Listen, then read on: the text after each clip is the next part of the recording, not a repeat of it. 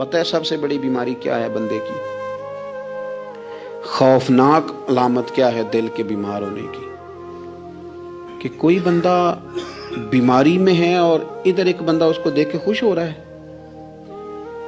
کسی کو زوال آ گیا ہے، کاروبار ڈوب گیا ہے اور یہ دیکھ کے خوش ہو رہا ہے. مر گیا ہے اس کا دل، مردہ ہے، اندر کوئی دل نہیں. اب یعنی ایک بندہ رسوا ہو گیا اور یہ خوش ہو رہا ہے، دیکھا میں نے نہیں کہا تھا. جب کوئی کسی کی رسوائی، کمزوری اور کسی کے زوال پر راضی ہونے لگے تو پھر سمجھ لے کہ اس کا حال اتنا برا ہو گیا ہے کہ اب یہ اخلاقی طور پر مردہ زندگی گزار. ہمارا اب یہ حال ہے کہ ہم لوگوں کے دکھوں پر ہنسنے لگے. ہم کسی کے ہاں کوئی شخص تکلیف میں آتا ہے تو ہم اس کو کہکہوں میں اڑاتے ہیں. یارو زندہ قومیں یہ کام نہیں کرتی، زندہ قومیں یہ کام نہیں کرتی. میرے نبی پاک صلی اللہ علیہ وسلم نے فتح کے موقع پر بھی گردن کو جھکا کے بتایا کہ جب رب عروج دے تو پھر اللہ کی بارگاہ میں جھک جایا کرو. کسی شخص کے پتہ ہے ایک حدیث سنو، یہ مسلم شریف میں موجود ہے. حضور نے فرمایا ایک بندہ گناہ کرتا تھا پھر اس نے توبہ کر لی.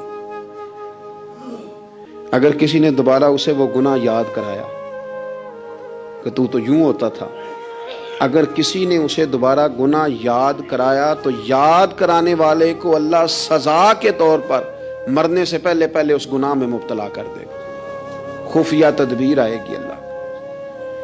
جس کو اللہ نے معاف کر دیا، زمین آسمان بھول گئے، فرشتوں کے دفتر سے اس کا گناہ محو کر دیا گیا، تو نے کیوں یاد رکھا؟ لیکن ہمارے دل اس طرح کے ہیں، خیر کی خبریں نہیں دیتے. ہم خیر کی خبر نہیں دیتے، مثبت بات نہیں کرتے. ہمارے رویے دوسروں کے بارے میں سخت ہیں. یعنی بہو سے داماد سے اختلاف ہو گیا، پھر اس نے معافی مانگ لی، پھر ہم نے معاف کر دیا، پھر 1 سال کے بعد دوبارہ لڑائی ہوئی تو پچھلی بات دوبارہ یاد کرنی چاہیے تھی. اس کی تو معافی دے دی تھی آپ نے، لیکن آپ نے پھر یاد کر لی وہ بات. اس کا مطلب ہے آپ نے صلح کی تھی، دل صاف نہیں کیا تھا. دل جب آپ صاف کر لیں تو پھر معاملہ ختم ہو گیا. پھر آپ پھر نکال پھینکے ساری چیزیں. مسند امام احمد بن حنبل میں حدیث ہے، حضرت انس بن مالک رضی اللہ تعالیٰ عنہ کہتے ہیں میں بھی بیٹھا تھا، حضرت عبداللہ ابن عمر رضی اللہ تعالیٰ عنہ بھی حضور کی بارگاہ میں بیٹھے تھے. نبی پاک صلی اللہ تعالیٰ علیہ وسلم نے فرمایا ابھی ایک شخص تمہارے پاس آنے والا ہے، تیاری کر لو، آنے والا جنتی ہے. کہتے ہیں ایک شخص اندر داخل ہوا تو سادہ سا بندہ، داڑھی سے پانی کے قطرے گر رہے، جوتے ہاتھ میں پکڑے یا بغل میں دبائے، وہ آ گیا، حضور سے بات چیت کی، چلا گیا. ہم بڑے خوش تھے کہ کمال نہیں ہو گیا جس کو حضور نے دنیا میں جنت کی بشارت عطا کر دی.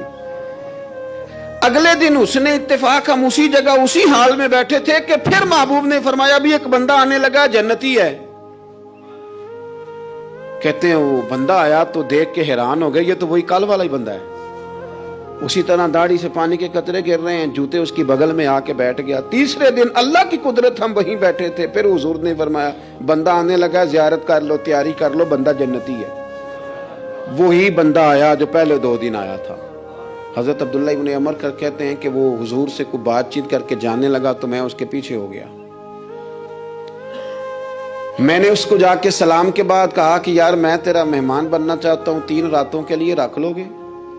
اب محلہ بھی ایک، شہر بھی ایک. اس نے کہا جی ٹھیک ہے آ جائیں، جو میرے پاس روکھا سوکھا ہوگا پیش کر دوں گا. فرماتے ہیں 3 راتیں 3 دن میں اس کے پاس رہا.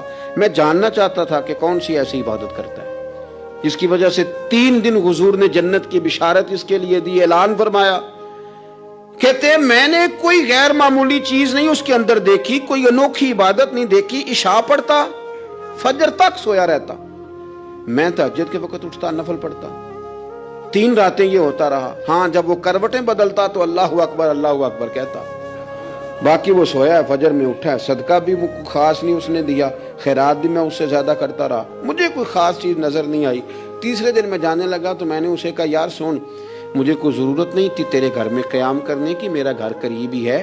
وہ تو کمال یہ ہے کہ نبی کریم علیہ السلام نے اپنی زبان فیض ترجمان سے، یعنی وہ زبان جس کو سب کن کی کنجی کہیں، اس کی نافذ حکومت پہ لاکھوں سلام. حضور نے 3 دن تجھے مسلسل جنتی کہا ہے. میں تو دیکھنے آیا تھا کہ تیرے اندر کوئی عمل ہو تو میں بھی وہ شروع کروں. تو وہ کہنے لگا یہی ہے جو آپ نے دیکھ لیا ہے، فرض نماز ہی پڑھتا ہوں، रूटीन के काम ही करता हूँ, कोई ख़ास चीज़ तो मेरे पास कोई नहीं। हज़रत अब्दुल्लाह इब्न अमर फरमाते हैं मैंने तो समझा कि मैं तो इससे ज़्यादा खैर के काम करता हूँ। अब मैं सोचता हुआ वहाँ से निकलने लगा कि फिर क्या ख़ास बात है जो नबी पाक ने 3 दफ़ा इसे जन्नती कहा है। जब मैं निकलने लगा ना, दरवाजे पे मुड़ने लगा तो उसने आवाज़ दी, कहा यार सुनो, एक बात याद आई है। मैंने कहा वो कौन सी? कहने लगा यार जब से बालिग हुआ हूं ना, जब से अल्लाह ने तौफीक इस्लाम दी है, मैंने जब भी अपना दिल देखा है ना, जब भी मेरे दिल में किसी के लिए हसद कोई नहीं, कोई अदावत नहीं, कोई बुग़्ज़ नहीं, कोई कीना नहीं, कोई क्या कर रहा है, मेरे दिल में सब के लिए खैर ही है। दिल मेरा साफ है, इसके अलावा नहीं मुझे पता क्या अमल है।